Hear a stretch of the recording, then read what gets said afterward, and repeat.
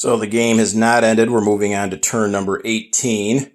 So this past turn, 17 was the first variable die roll ending, and I rolled a 12, so not even anywhere close to ending the war. So we're moving into turn 18, January 45. So, and the Axis are still far in the lead.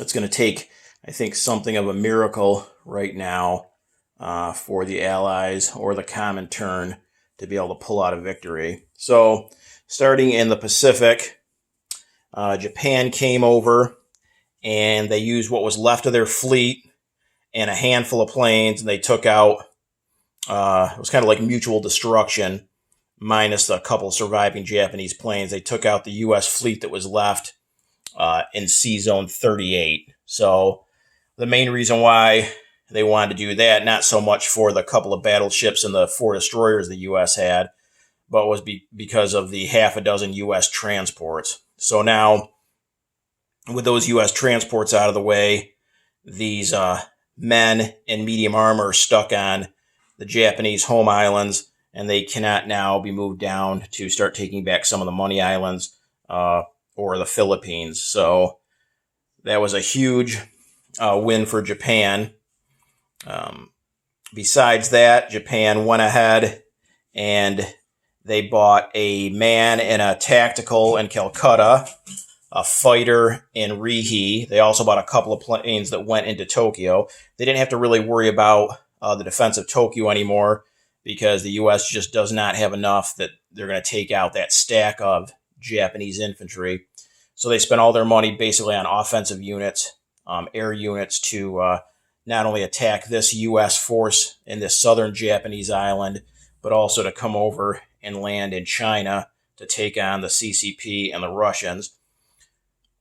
The Japanese did take Nanking. That was empty, so they moved a transport up with a man and a cavalry. And then the transport was then sunk by the U.S. Other than that, just some border clashes in Southeast Asia between the CCP and the Japanese, kind of going back and forth a little bit. The CCP is trying to build up enough of an offensive punch here on the border with India. They do have 4 infantry, a mountain infantry, and 3 fighters, but then they also have to worry about the northern territories in China as well, because the Japanese in Rihe have 4 infantry, a tactical, and 2 fighters now as well. So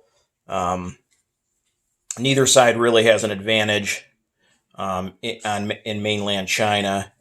It's kind of like a little bit of a back and forth, although the Japanese are probably going to forego building just about any ships the rest of the game, at least for the foreseeable future, and put all their money into air units mostly to be able to pick off the CCP and deal with the last of the U.S. forces in Japan itself. The Russians also came down, moved everything into Korea, so they're trying to make a last stand kind of. Korea is mountainous, so they get the added bonus for the mountain territory.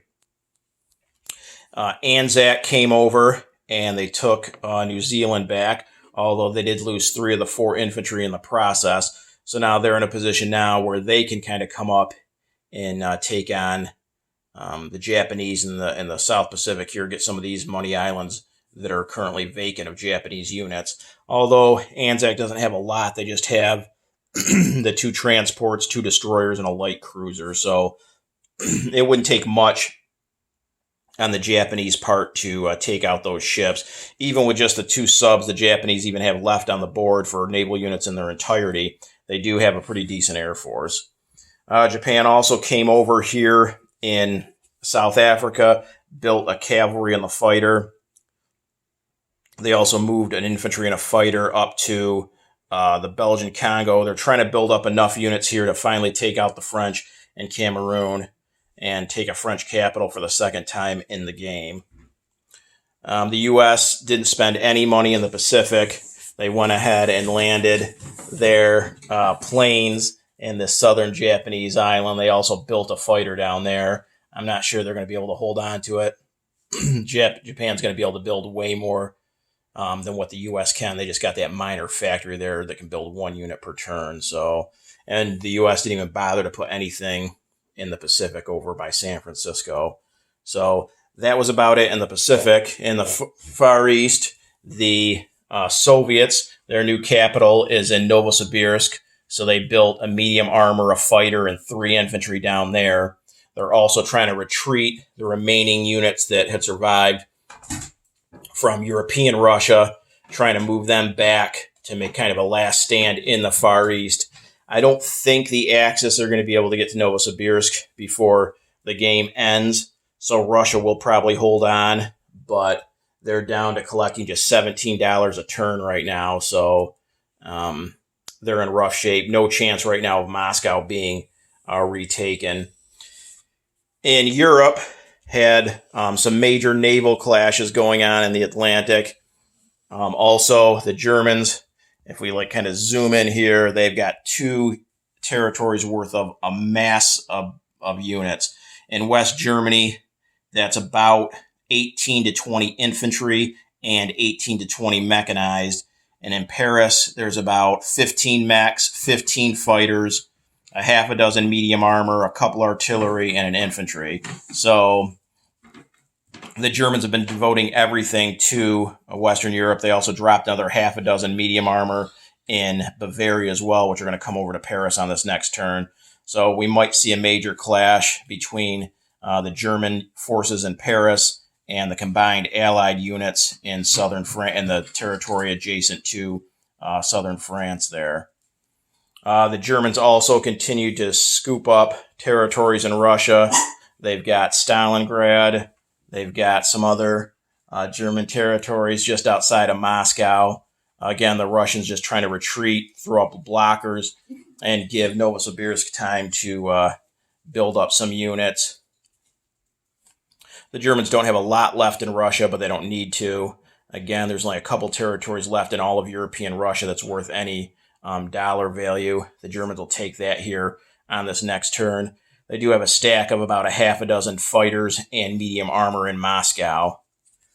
The British only had $10 to spend last turn. Not only is their income based on their territories really low, I think they're down to about $18, $19 worth of territories, but also the Germans and the Italians have been convoying them and taking a few bucks off each turn as well. So the British didn't have a lot of money to spend. They just bought a single fighter, put that in London.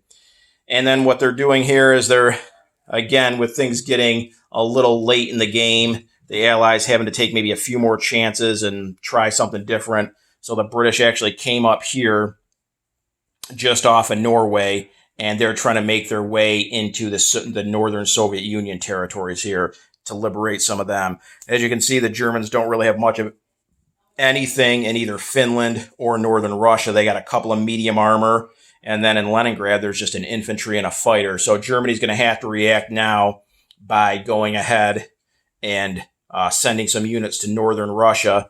The British are coming over with a fleet that's got 4 destroyers, a light carrier, a couple of light cruisers and heavy cruisers, and then 6 transports with 12 men. So the British could have taken those 12 men, landed somewhere in Western Europe. Denmark was a possibility, but the Germans right in Western Germany, with adjacent to that territory with all those men and mechs, it would have been useless. Germans would have just destroyed those British forces on the next turn. Same thing with landing somewhere in Belgium, Netherlands. They could have landed here to back up the Western Allied forces down there. That's a possibility. But with the German buildup in Paris, the Western Allies are kind of boxed in, maybe not really being able to go on the offensive too much themselves. So the British just decided to come over, try a different approach, give the Germans something else to think about, maybe divert some of the German resources from Western Europe, and also kind of help out the Russians by maybe landing back in northern Russia and taking some territories back. So we'll see how that goes, how fast Germany can react to it.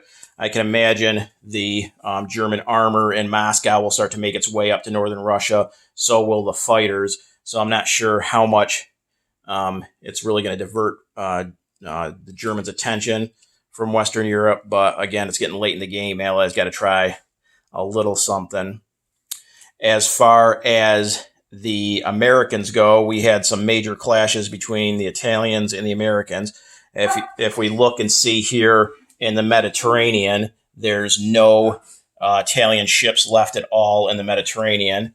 The Italians had come out on their portion of the turn and came up here to sea zone 33, and there was a major clash between the United States and the Italian Navy. The Italians took out everything the U.S. had there, which was a couple of battleships, a handful of destroyers and light cruisers, and the most important thing is they took out, I believe, like 6 U.S. transports. So that definitely hurt the U.S.'s ability to move units over from the United States to reinforce in France. But the U.S. actually did get a bunch of good rolls and took out about 6 Italian destroyers. The total Italian naval force that went into that battle was a couple of battleships, 2 fleet carriers with 2 tacticals, 2 fighters, 8 destroyers, a couple of subs, and 3 light cruisers. And the Italians lost both subs and I think either 5 or 6 of the destroyers. They lost some significant units, but they did wipe out that entire U.S. fleet in 33. And again, the main thing was taking out the transports. But then on the U.S. portion of the turn, they couldn't let that Italian Navy sit there. The Italians also had 2 transports with 4 infantry on them. So they could have possibly landed somewhere in England next turn, or they could have even made their way towards the U.S. coast and landed somewhere in the eastern seaboard even. So the U.S. had no choice. They had to take on that Italian fleet. So they came over from the east coast of the United States. They brought a couple of fleet carriers, I believe 4 subs, 3 heavy cruisers, a light cruiser, plus they had planes that were in France that participated in the battle, a couple of more tacticals, a medium, and a couple of fighters, and they actually rolled really well, and the Italians rolled horribly. They wiped out that entire Italian fleet, the 2 battleships, the 2 fleet carriers, the remaining destroyers, the light cruisers, the 2 transports, the 4 infantry, all went to the bottom of the Atlantic, and the U.S. Did lose both fleet carriers and the subs, but all the planes landed in France, and they still had the 3 light cruisers left. So the Italians now have no navy to speak of, but it did, again, wipe out a bunch of U.S. transports and delay the U.S. bringing anything over because they did have some transports and men and tanks waiting in the east coast of the United States, but they didn't want to bring them over until the U.S. took care of the Italian fleet that was left. So basically the Italians put off the U.S. reinforcing France by at least a turn now. So it wasn't a total waste for Italy. Plus the Allies aren't even remotely in position to come back into the Mediterranean anyways. So it wasn't horrible for the Italians to sacrifice their fleet in that way. They do have 2 battleships and a fleet carrier, 1 production stage away from completion, so they'll get put on the board this turn. And again, no Allied ships even remotely ready to make their way back in the Med. Plus, the Italians have Gibraltar anyways. The Italians also took a couple more territories in Spain, so they liberated them for Franco's forces, trying to get national Spain back in the game here. The U.S. went ahead for their purchases and bought 10 destroyers, figuring that most of their fleet was going to be wiped out battling the Italians. So they bought 10 destroyers this last turn, placed them all here in the east coast of the United States. So now the U.S. has opened things up that they can now start their convoy route back to France.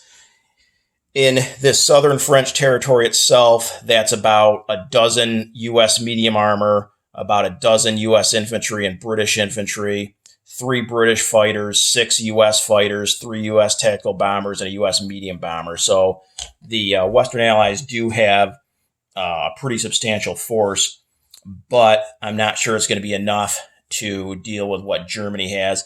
And I don't think Germany's going to wait any longer. I think they're going to come in and try to wipe out all of that. If they do, that really might signal the last kind of gasp the Allies have in terms of, turning the game around a little bit. That's the way things stand as far as the production and technology charts. Obviously, as we're getting later in the game, a lot of technologies are completed. The Axis, the Germans have 8 technologies, no 9 technologies completed. Japan 4, Italy 2. As far as income, Germany's all the way up to 99 minus bonuses. Japan's sitting good at 50, and even Italy is bringing in 20, plus their $6 worth of bonuses and their wartime economy roll. So they're usually bringing in over $30 a turn themselves. As far as the Allies and Comintern, the U.S., a bunch of technologies completed 9, the Russians 4, the British 3. The U.S. is still sitting pretty good at 64 plus bonuses, so they usually bring in around 80 or so a turn. But the rest of the Allies and the Comintern, UK down to 19, Russia 17. Even the CCP is kind of getting whittled down. They're down to 9, Anzac 6, and then the Free French just $1. So we're going to take a look, see how things go on turn 18, January 45. The die rolls probably, unless get lucky or unlucky, depending on how you look at it, the war will probably extend a couple more turns.